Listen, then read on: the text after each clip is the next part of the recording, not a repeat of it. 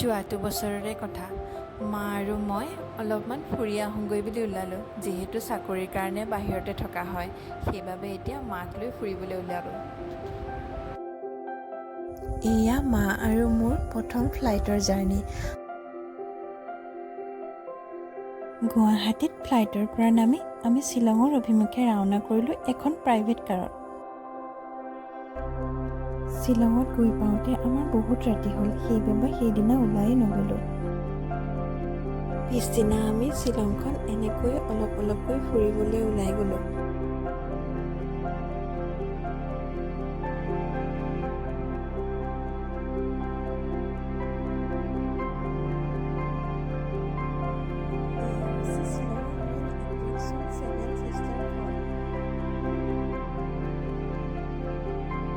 বহুত দিনৰ পৰা এটা আশা কৰি আছিলোঁ, এদিন এনেকৈ শ্বিলং ফুৰিবলৈ যাম।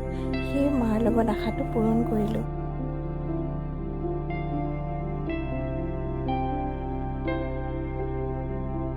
এনেকৈ আমাক কাৰখনৰ ড্ৰাইভাৰ এজনে শ্বিলঙৰ বহুতকেইটা জেগা আমাক দেখাই গ'ল।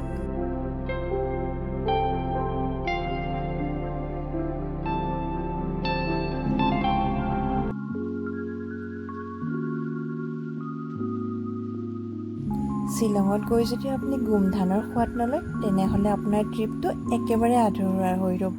সেইবাবে গোমধানৰ সোৱাদটো লৈ ল'লোঁ।